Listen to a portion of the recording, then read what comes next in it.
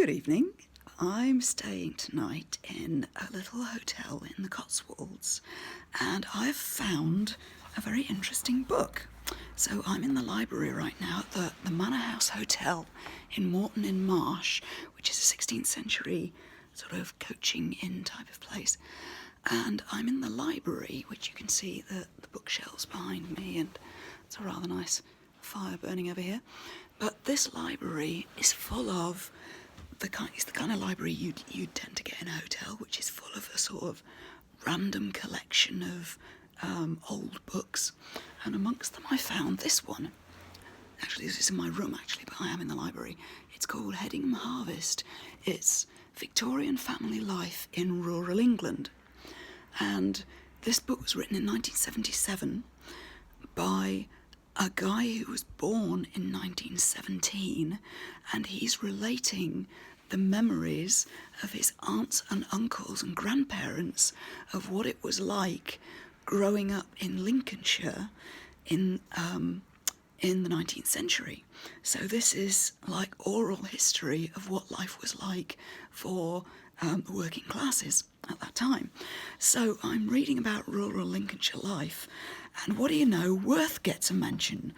And it turns out, we find out in here what happened to some of the Worth evening gowns that Worth was churning out hundreds and hundreds and hundreds of gowns, and we see some of them in museums, but you kind of wonder what happened to them all, considering that there were so many of them.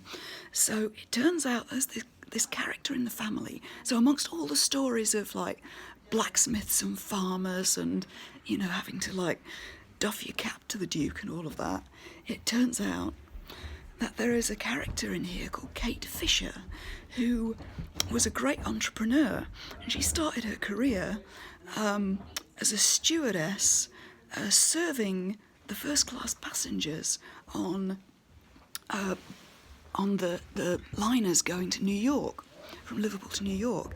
And she just happened to be the stewardess who was put in charge of pleasing the Vanderbilts. So she developed this great inn with the Vanderbilts, and much later on, there's a whole story here. She developed a whole range of hair tonics and shampoos and things, and there was an open beauty parlours. But there came a point where, I've lost my page now, where she would come back to Lincolnshire to her poorer relatives, and darn it, I had the page a minute ago. Here we go. The Vanderbilt connection benefited the Fisher children as well as Aunt Kate. All the ladies of the millionaire household wore their clothes only once or twice before discarding them, so Kate bought them cheaply second-hand and dispatched them in crates to her impecunious relatives. So here we're finding, I had a vague idea that these wealthy women were giving their Worth dresses to their ladies' maids or whatever, but I'd never seen an account from the horse's mouth of what happened to Worth dresses. So the Vanderbilts were wearing their dresses once or twice, and then Aunt Kate was buying them second-hand and bringing them back to Lincolnshire. So we've got this great account here of my Aunt Matilda spoke of the excitement when there was a message from Curtin Station saying that a box from America had arrived. Grandfather got out the wagon and went to fetch it. Then it was opened on the living room floor to disclose dresses with Worth labels, dozens of pairs of silk stockings, white brocade dressing gowns, white lace gloves, shoes, coral beads, hats, furs, and everything expensive. Satins and silks predominated. Almost all the skirts were lined with stiff white taffeta, which we've seen in the oak leaf dress and the peacock dress, that rustled whenever the wearer moved, which was one way of showing your wealth and status, if your dresses were loud, which is why some of the linings were infused with tin, because it made them rustle, and that's what's making them shatter and what's destroying them so fast now. Almost all the skirts were lined with stiff white taffeta. In one box there were ostrich feathers in such profusion that even the children wearied of the gorgeous plumes, and they were given to the maid. There were great heartburnings when grandmother distributed the spoils, which arrived twice a year. Grandfather looked on, thinking of the smooth limbs that had only recently given shape to the gossamer stockings. It's 1977, male gaze, male gaze.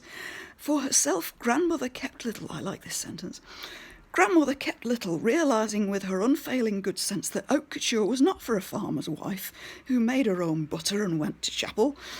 Although she was seen on occasions riding in the trap in a Vanderbilt blue cape with a storm collar lined with white fur.